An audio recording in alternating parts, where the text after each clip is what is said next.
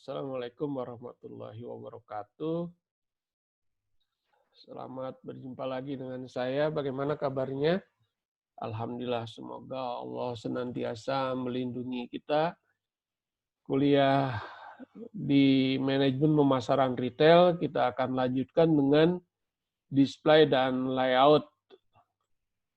Ya, display dan layout ini menyangkut mengenai pengaturan ruangan, pemajangan produk dan pengaturan ruangan yang kita miliki. Display dan layout. Baik. Nah, prinsip umum dari layout ini bagaimana kita memaksimalkan penjualan dan keuntungan, sales and profitability. Sehingga produk dalam merek atau brand yang berdasarkan segmentasi tertentu.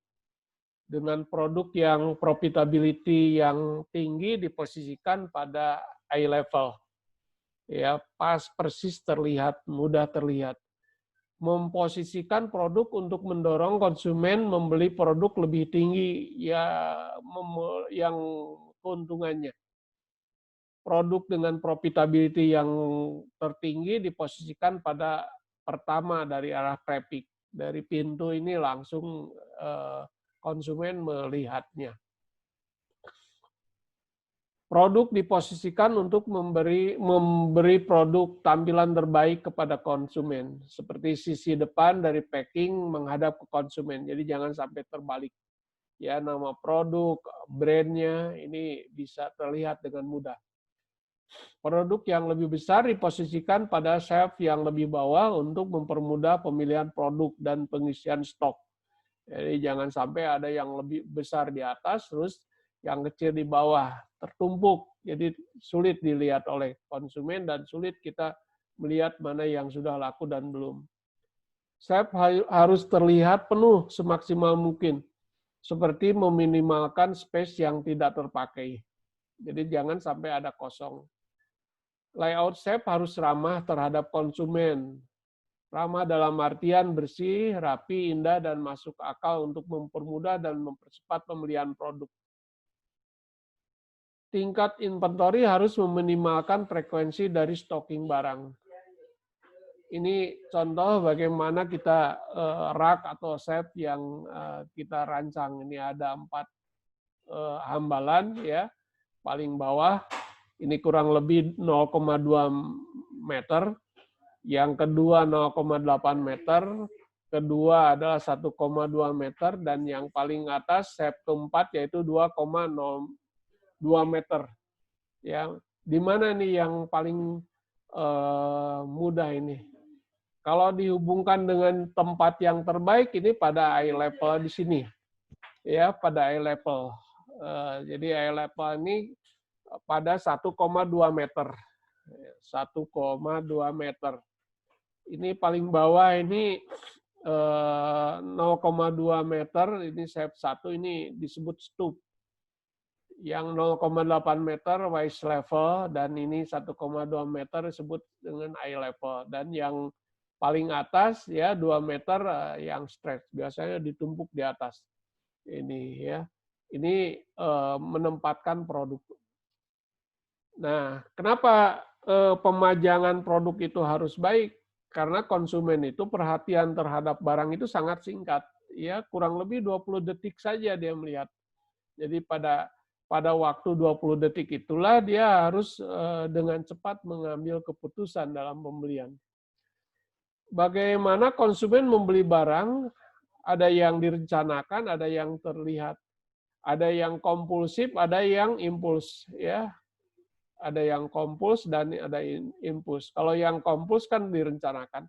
Bahkan dari rumah dia membuat daftar belanjanya, daftar apa yang akan dibeli, bahkan mungkin bukan hanya produknya tapi sampai brand ditulisnya. Sedangkan yang impuls ya, impuls buying ini sifatnya lihat langsung ya, seketika pada saat itu. Produk-produk yang demikian maka dipajang harus demikian menarik. Berikutnya adalah faktor keputusan membeli. faktor keputusan membeli itu yang mempengaruhinya bisa harga, kualitas, merek, rasa, dan lain sebagainya. Jadi sehingga dia memutuskan untuk beli. Dan ada impulser lain misalnya, bisa saja ada karena faktor-faktor lain di luar dugaan yang direncanakan. Pikiran bagaimana blocking dapat digunakan untuk membesarkan sales dan profit dari kategorinya. Ini bagaimana setiap blok itu bisa memperbesar penjualan dan keuntungan dari setiap kategori produk yang kita pajang.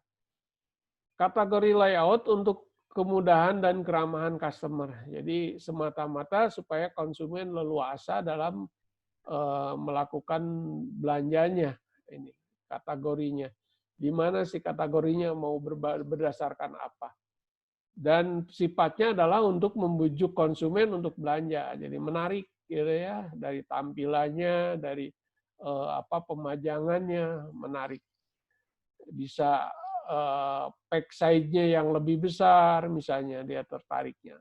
Karena ada tambahan atau istilahnya di bundling ya, di bundle. Ada produk A ditambah produk B gitu kan ya. Atau kalau sabun misalnya sabun cuci ditambah pewangi gitu dan lain sebagainya. Atau bisa juga karena memperbesar sales value ya. Contoh harga semakin murah. Ya, memperbesar profit margin kita. Ini membujuk konsumen ini karena konsumen supaya membeli dalam satuan yang lebih banyak lagi gitu ya. Merefleksikan filosofi merchandising dari retailer. Ya. Jadi merchandising dari retailer. Layout itu biasanya konsisten ya sesuai dengan filosofi dari toko masing-masing. Kalau Anda masuk ke suatu toko A misalnya ya, maka dia atmosfernya ya, pemajangan produknya dari satu toko ke toko yang lain hampir sama ya.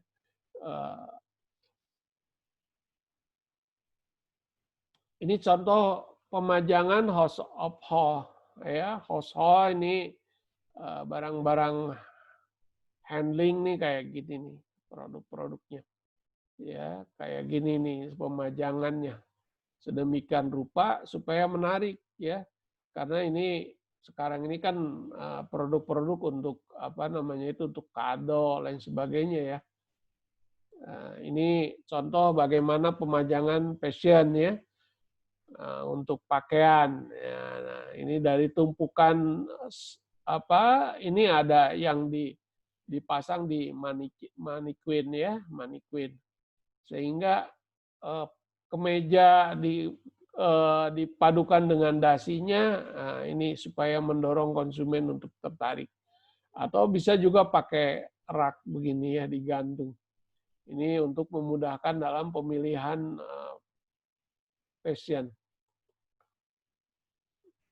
Ini untuk supermarket ya, supermarket. Ini tadi bahwa si taste-nya ini harus keluar, harus terlihat ini contohnya. Terlihat langsung oleh si konsumen, jangan terbalik ya, jangan terbalik. Ada bagian samping ini nanti ada bagian depannya ini. Biasanya selalu ada ini. Ya, ini produk-produk yang cenderung impulsif ya, ditempel-tempel dan oh iya saya tertarik dengan kacang-kacangan misalnya dan lain sebagainya. Nah, bagaimana strategi supplier di dalam blocking? Nah, jadi pengelompokan produk ini bisa berdasarkan brand. Jadi merek A semuanya berbagai ukuran, berbagai segmen. Ya, ini strategi pertama. Strategi kedua, manufakturnya berdasarkan pabrikannya, berdasarkan vendornya. Susun semua produk berdasarkan vendor. Ya, berbagai produk yang ditawarkan di toko itu berdasarkan vendor, berdasarkan manufakturnya, produsennya. Kalau yang atas berdasarkan mereknya. Karena mungkin saja terjadi antara merek produsen dengan merek brandnya berbeda kan gitu ya. Dan yang ketiga ini bisa kombinasi dari yang atas ya, berdasarkan segmen.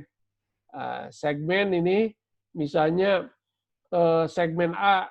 Nah, segmen A itu bisa ada brand B, brand C dan lain sebagainya. Jadi ini berdasarkan kategori, tidak ngelompok berdasarkan merek atau ini, tapi berdasarkan segmen, berdasarkan subkategori dari produknya. Ya, kalau misalnya gini, pasta gigi itu disusun berdasarkan family size semuanya, berbagai merek, berbagai manufaktur dikelompokkan berdasarkan family size. Assortment yang lengkap.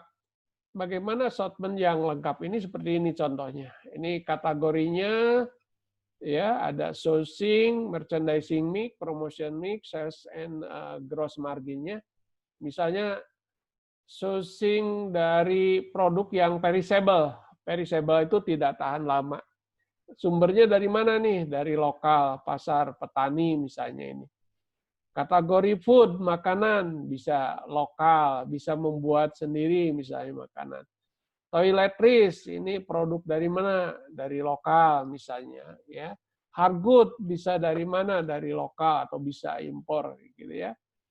Merchandising mix-nya, kita lihat mana perishable ini biasanya yang profitnya besar ya. Karena apa? Karena cepat rusak. Sayuran, misalnya itu contoh. Sayuran itu cepat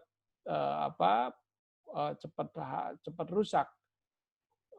Food juga masuk kategori penjualannya dalam jumlah besar misalnya. Toiletries penjualannya dalam jumlah besar. Hardgood, nah, walaupun hardgood itu barang-barang tahan lama, ya perputarannya lambat, tapi dia profitnya besar karena memang jarang misalnya orang beli ulekan gitu itu wah puluhan tahun ya orang nggak bisa beli, atau orang membeli kain serbet gitu ya kan tidak tiap bulan. Promosi dipilih sesuai dengan tadi, ada yang sensitif musiman, sensitif barang baru berdasarkan sensitif barang baru, sensitif kesempatan menjualnya, dan sales dan gross marginnya ini. Jadi gross margin, sales marginnya bisa 25%, gross marginnya bisa 35%. Ya, jadi bergantung dari asalnya produk itu, terus kombinasi dari keuntungannya, promosi dan keuntungannya. Nah, bagaimana strategi layout? Layout bisa dikelompokkan berdasarkan blocking. Ya, berdasarkan produk yang khas, di mana akan kita tempatkan yang khas ini. Yang ketiga adalah optimalisasi space dari ruangan yang dimiliki ini, bagaimana seoptimal mungkin ya. Jadi tidak ada yang kosong.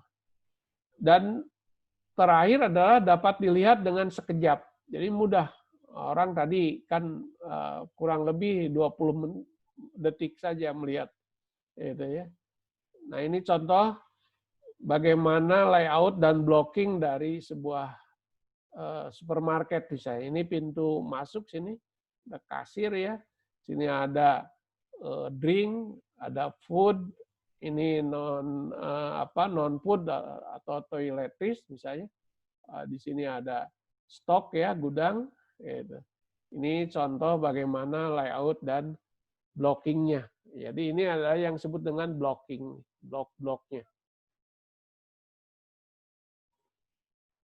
Ini saya kira ya yang bisa kita bahas dari